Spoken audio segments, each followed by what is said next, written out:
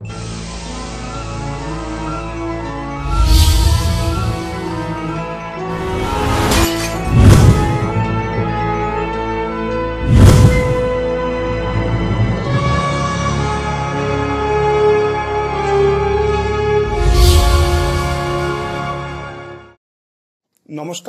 আপনারা দেখছেন কড়া খবর। এখন কড়া খবরে দেখুন, কলকাতার ভারত সভা হলে আজ 9ই আগস্ট স্বাধীনতা সংগ্রামীদের শ্রদ্ধাঞ্জলি ছাড়াও দলের জনসংযোগ প্রচার অভিযান ও কর্মসূচি। আজ 9ই আগস্ট জয়প্রকাশ জনতা দলের ডাকে কলকাতার ভারত সভা হলে স্বাধীনতা সংগ্রামীদের প্রতি শ্রদ্ধাঞ্জলি নিবেদন ও আগস্ট বিপ্লব স্মরণ ও জয়প্রকাশ জনতা দলের রাষ্ট্রীয় কর্মসমিতির সভা অনুষ্ঠিত হয়ে গেল। এই সভায় সভাপতিত্ব করেন জয়প্রকাশ জনতা দলের রাষ্ট্রীয় সভাপতি সত্যবীর সিংহ। সঞ্চালনা করেন জয়প্রকাশ জনতা দলের রাষ্ট্রীয় সাধারণ সম্পাদক অশোক দাস।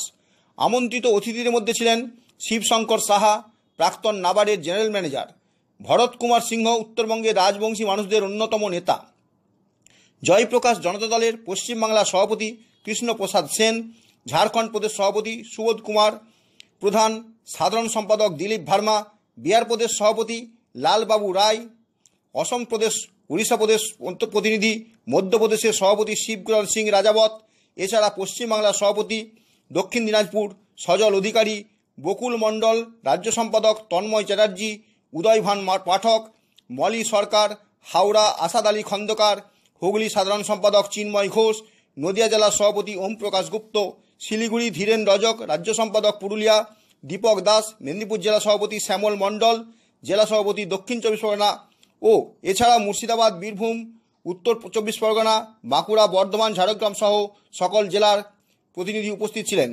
বিভিন্ন প্রস্তাব সর্বসম্মতিক্রমে গ্রহণ করা হয়। এখন শুনুন এদিন কি বললেন রাষ্ট্রীয় সভাপতি।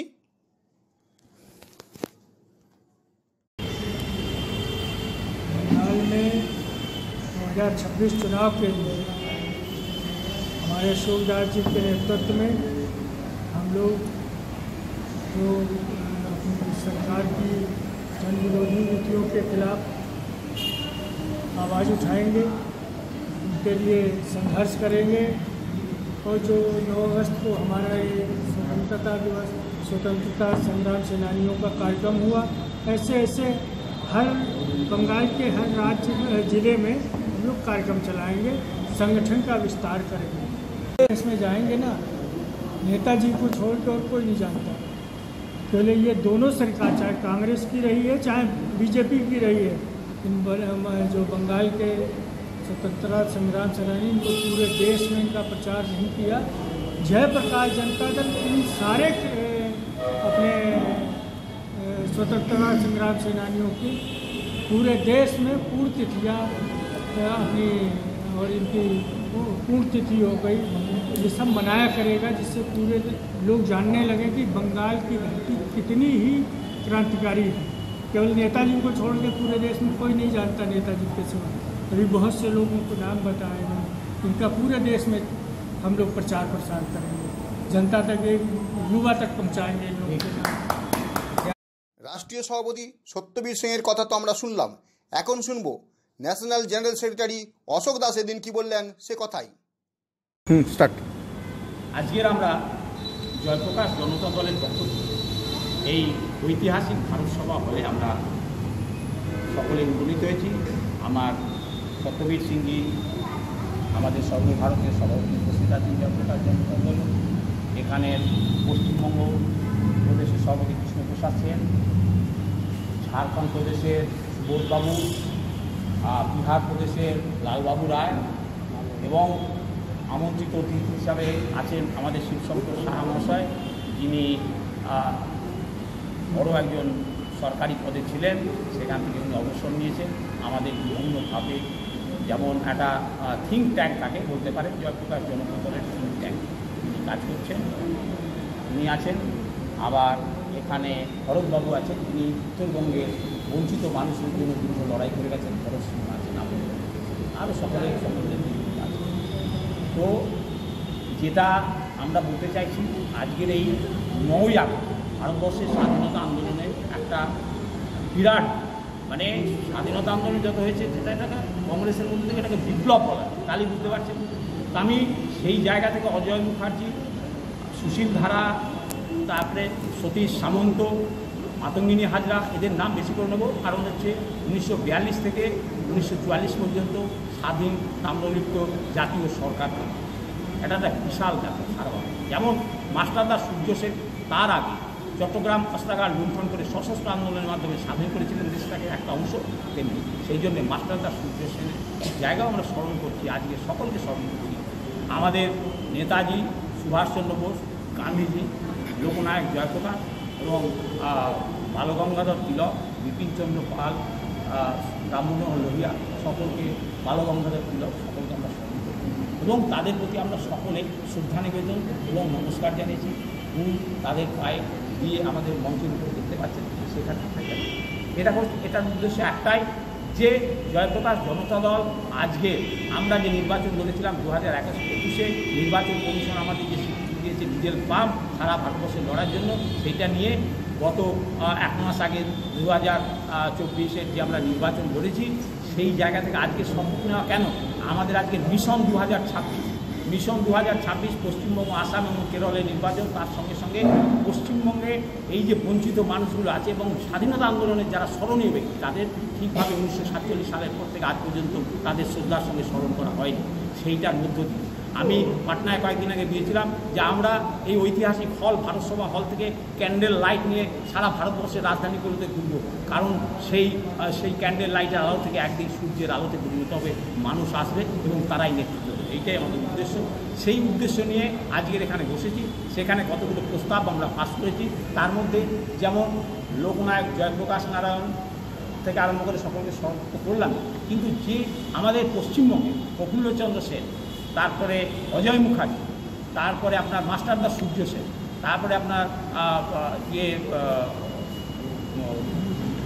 আপনার মঙ্গল পাণ্ডে, তারপরে আপনার বিরসা মুন্ডা, এই 5 জন ব্যক্তি এদের এখনও ভারতরত্ন পায়নি। আমরা তাদের ভারতরত্ন দেওয়ার জন্য ভারত সরকারের কাছে আবেদন জানিয়েছি এবং রাষ্ট্রপতি প্রধানমন্ত্রীর কাছে আমরা যাব। এটা একটা।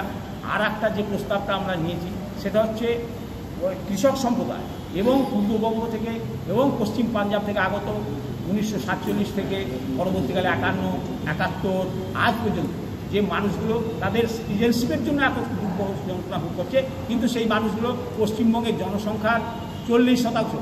আজকে যদি 10 কোটি জনসংখ্যা হয়, তার মধ্যে 4 কোটি জনসংখ্যা সেই পূর্ববঙ্গের উদ্বাস্তু মানুষ।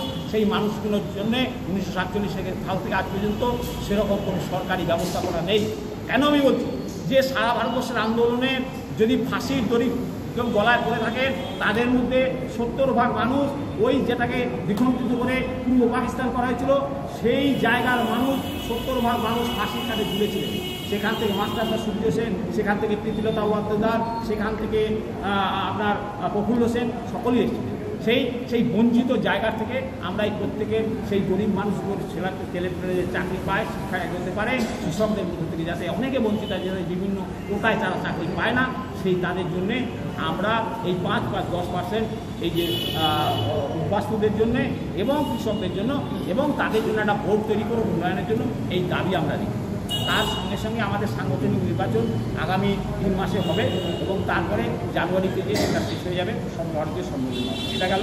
আর একটা বিদেশ নীতির উপর আমরা একটা বিদেশ নীতি, কারণ হচ্ছে বাংলায় যেভাবে অরাজকতা চলছে, বাংলায় মানে বাংলাদেশে, সেখানে একটা গণতান্ত্রিক সরকারকে ফেলে দিয়ে একটা মৌলবাদী চেতনার একটা উদ্রেক হয়েছে। সেই চেতনার মধ্য দিয়ে মানুষের কল্যাণ হচ্ছে না, সেখানে মানুষের ঘরবাড়ি চলছে, সব কিছু চলছে। আমি বলবো সেখানে সবথেকে বেশি হিন্দুদের উপর অত্যাচার হচ্ছে, তাদের দেবদেবী ভাঙা হচ্ছে। তার সঙ্গে সঙ্গে বলবো সেখানে যারা গণতান্ত্রিক চেতনার মানুষ, অন্য ধর্মের, মুসলিম ধর্মের, তাদের উপরে অত্যাচার নেমে এসছে।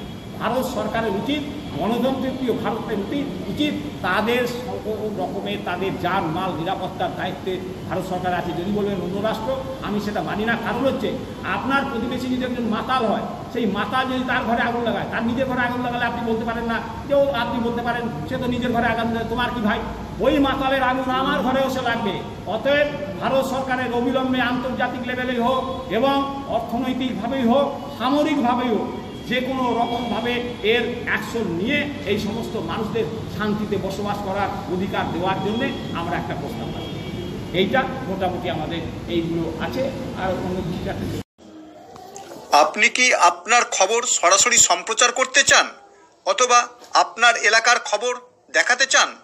তাহলে যোগাযোগ করুন কৃষ্ণপ্রসাদ পাত্র, ফোন নম্বর 8622800252 অথবা 8282860856 এই নাম্বারে, অথবা অর্জুন সেন CPRO, ফোন নম্বর 9433138840 এই নাম্বারে।